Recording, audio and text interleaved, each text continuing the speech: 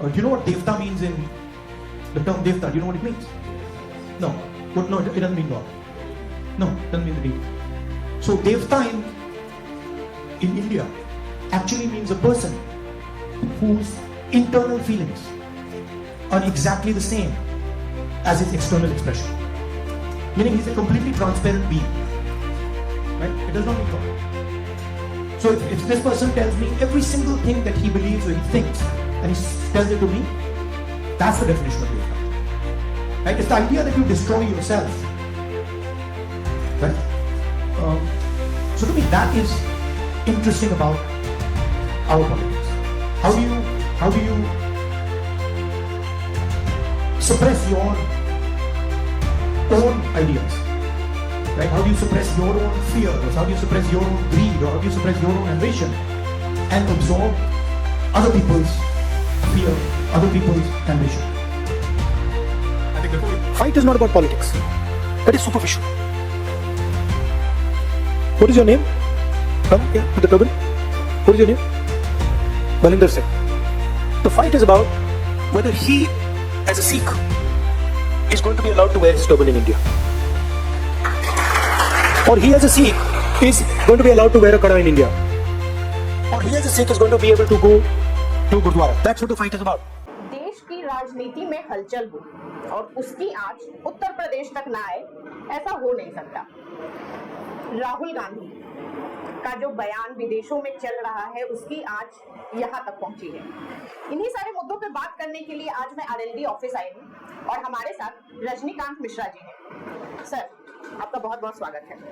Sir, आपसे पहला सवाल, राहुल गांधी ने जो अभी आरक्षण पे बयान दिया है कि अगर उनकी सरकार आती है तो 50% से आरक्षण को वो ज्यादा बढ़ा देंगे, इस पर आप क्या कहना चाहेंगे? देखिए, राहुल गांधी जी, पहली बात तो मैं यही कहता हूँ कि राहुल गांधी जी हिंदुस्तान में रह के उनको किसी चीज की याद नहीं आती। लगता है जैसे उनके अंदर कुछ विदेशी रग में खून दौड़ता है क्या, कि वो विदेशों में जाते हैं तो उनको जाना भारत की चिंता हो जाती है। तो 1 दिन के लिए जाए, 2 दिन के लिए जाए, 10 दिन के लिए जाए, विदेश में जाकर उनको भारत की चिंता जाना हो जाती है। यहाँ रहते किसी समस्या पे उनकी कोई बात नहीं, कोई चीज नहीं। और आरक्षण के मुद्दे पर वो क्या नया करने जाते हैं, कौन सी नई बात करने जाते हैं, कौन आरक्षण का पक्षधर नहीं है, कौन आरक्षण में सेंध लगा रहा है, कौन आरक्षण को खत्म करने जाना, ऐसी कोई बात तो है नहीं। आरक्षण चल रहा है, जैसे चल रहा है चल रहा है। आरक्षण में कोई ये क्या नया कर देंगे, इनके कहने के हिसाब से तो ये 100% आरक्षण कर दें, बाकी जो लोग जो आरक्षण से बाहर उनको कुछ मिले तो कोई बात नहीं होगी। आरक्षण का एक लेवल है, आरक्षण का एक वो बना है, कैटेगरी बनी है, उस पर सारे काम चल रहे हैं।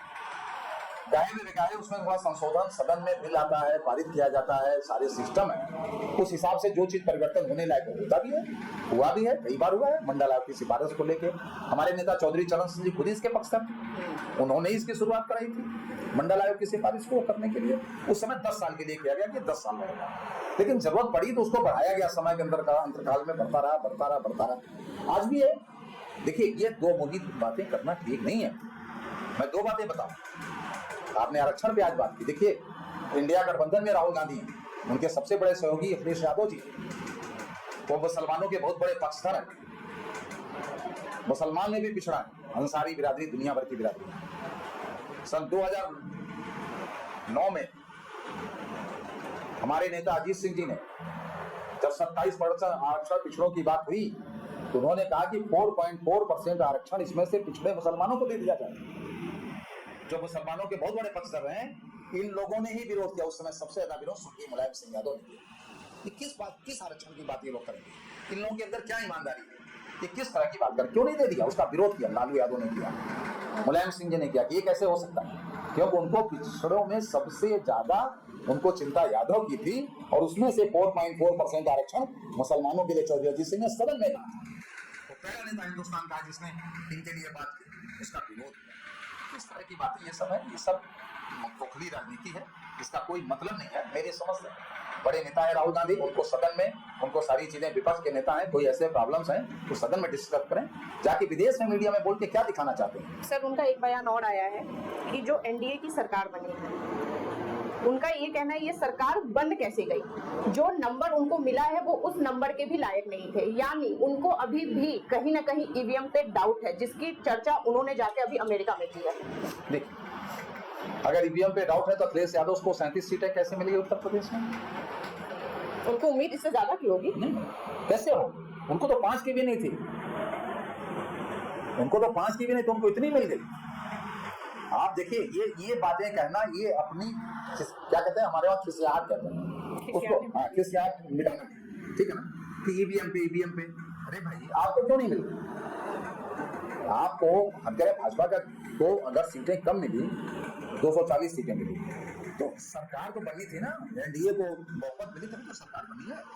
ये तो एक प्रक्रिया है, एक संविधान है कि कितनी सीटों पर सरकार बनती है। आपको मिलती, आप बनाते, तो आप ईवीएम को दोषी नहीं ठहराते। आपने हमेशा, आप कहीं चुनाव जीत जाते हैं तो उस प्रदेश में आप नहीं करते प्रांत में ईवीएम करा रहे। देखिए ईवीएम पे ठीकरा फोड़ना ये गलत है और इसमें कहीं सच्चाई नहीं है। फैक्ट ये है कि राहुल गांधी जी धावक बन गए हैं, चाहे वो जहाज की यात्रा करें या पद यात्रा करें, कोई मतलब नहीं उनकी यात्रा का। कहा तो जा रहा है कि दूसरा पद यात्रा के बाद उनके अंदर जो कॉन्फिडेंस है उनको ज्यादा दिख रहा है, इसीलिए आप वो कुर्ता छोड़ टी शर्ट पे आ गए हैं। किस चीज पर आ जाए, ये तो ड्रेस कोड कोई नहीं है। युवाओं को रिझाने की कोशिश, मतलब अभी तक जो राहुल गांधी खुद को युवा बताते हैं, इसलिए युवाओं को रिझाने के लिए अब वो कुर्ता छोड़ टी शर्ट पे आ गए। इस पर भी सब बड़ा बवाल मच रहा है राजनीति में। देखिए मैं तो उनको एक ही चीज कहूंगा और उनको एक सुझाव दूंगा, हम उनसे उम्र में बड़े भी हैं, मैं उनको सुझाव दूंगा, अब उनको परिपक्व हो जाना चाहिए। अभी तक वो परिपक्व हैं और उस पर वो आगे बढ़ते चले जाएं, उनको परिपक्व हो जाना चाहिए। देश में जो धावक है वो धावक का काम करता है, जो राजनीति में है उसको राजनीति में अपना धावक का काम करना चाहिए, उसको सदन में जनता के बीच में अपना काम करना चाहिए। 100 किलोमीटर चल के नहीं, वो बहुत यात्री आए, चीनी यात्री आए, तमाम यात्री आए, किताब लिखे, वही करें, फिर सदन को छोड़ें, क्यों चुनाव लड़ते हैं बिला वजह हिंदुस्तान के नौजवानों पर सबको। राहुल गांधी तो कहते हैं सर कि उस पद यात्रा से उन्होंने देश को जोड़ा, और कहीं ना कहीं वही पद यात्रा का आज ये रिजल्ट निकल के आया है कि बीजेपी 240 पे जाकर रुक गई, बहुमत का आंकड़ा पार नहीं कर पाई। कहीं ना कहीं उसका असर तो पड़ा होगा ना सर।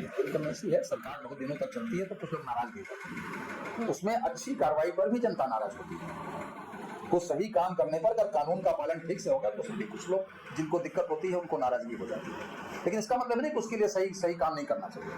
हमारे नेता चौधरी चरण सिंह जी थे, उनके परिवार के लोग नाराज हो रहे हैं, वो कभी नियम से नहीं हटते, वो कभी नहीं हटे, पूरे जीवन उन्होंने नियम से ही काम किया।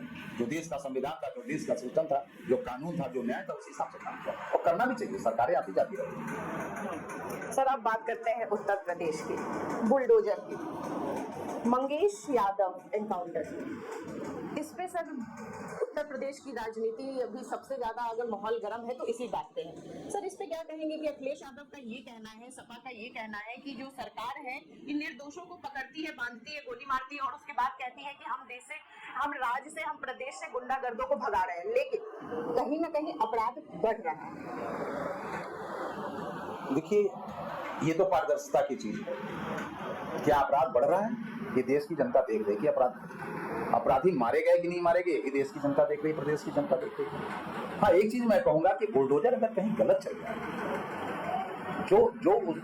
कभी कोई गलती हो जाए तो उन अधिकारियों को जरूर प्रताड़ित होना चाहिए जो बुलडोजर करना है, लेकिन बुलडोजर चलेगा नहीं चलेगा ये तो कानून की व्यवस्था है, और जब अपराधी है तो बुलडोजर क्यों नहीं चलेगा। याद से है क्या, ये बीते हम दशकों से देखते चले आ रहे हैं, हम बहुत छोटे थे तब से देखते चले आ रहे हैं कि किसी के घर झगड़ा हो गया, कत्ल हो गया, कुछ हो गया तो कुर्की और जब्ती की कार्रवाई होती थी, यही पुलिस जाके सबके दरवाजे तोड़ती थी, छीनी हथौड़े से लिखकर तोड़ती थी, घर गिराती थी। आज बुलडोजर है। सर कुर्ती जब्ती और बुलडोजर में एक चीज का अंतर है, कुर्ती जब्ती कोर्ट के फैसले के बाद होता था, बुलडोजर सरकार का फैसला है। देख मैं ये कहता हूँ कोई अपराधी है, अगर उस अपराधी पे वहाँ मुकदमे हैं और वो साबित अपराधी है तो वहाँ बुलडोजर चलाना कोई गलत बात नहीं है, लेकिन हाँ किसी निर्दोष के घर पे बुलडोजर नहीं चलना चाहिए, उसके साथ है। सर जो अपराधी है उसने अपराध किया, उसे सजा मिली, बुलडोजर चलने से कहीं ना कहीं उसका पूरा परिवार उसके करने का भोग भोगता है। जो निर्दोष है उनके माँ बाप, उनके भाई, उनकी बहन, दादी, मतलब घर में जो कोई भी, उनको किस बात की सजा मिल रही है? क्या उनके घर में ऐसा बच्चा पैदा हो रहा है, इस बात की सजा सरकार दे रही है? सरकार को नहीं लगता सर कि थोड़ा अलग तरीके से काम करना चाहिए? देखिए इस पे हमारे नेता का भी बयान है और हम लोग इस बात को कहें कि बुलडोजर में पारदर्शिता होनी चाहिए, इसको सही ढंग से इसका इस्तेमाल होना चाहिए।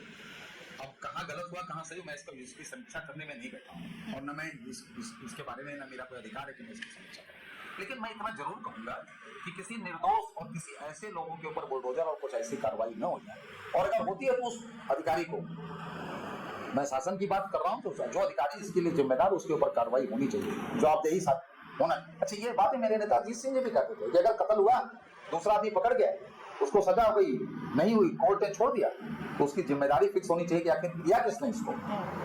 ये हमारी बहुत पुरानी डिमांड है राष्ट्रीय लोकदल की, मैं आज आपको बता रहा हूँ। दूसरी चीज, किसी भी माफिया को जाति से नहीं जोड़ना चाहिए। अखिलेश जी का जो बयान है, अगर यादव मुस्लिम तो उसको जोड़ लेते हैं, ये गलत है। माफिया अपराधी अपराधी होता है। हम लोगों ने बोला था अतीक अहमद की हत्या हुई, हमने कहा तरीका गलत है। अतीक अहमद को मर जाने का कोई अफसोस नहीं है, उन्होंने बहुतों को मारा, लेकिन उसका तरीका गलत था। जिस तरह से उनकी हत्या की गई कानून की दृष्टि से मिला के करना चाहिए, लेकिन वो कैसे हो गया वो ठीक। सर 2027 आने वाला है, चुनाव है, उसमें सर आपकी पार्टी की क्या रणनीति होगी? मेरी पार्टी चुनाव लड़ेगी विधानसभा। हम गठबंधन में हैं, हमारे नेता से वो बड़े में भाजपा के नेताओं से बातचीत हुई, सीटों का तालमेल होगा, जो चीजें होती हैं प्रक्रियाएं वो सब होंगी। हम 2027 में अभी की तमाम खबरों के लिए आप निश्चित टाइम से जुड़े रहें।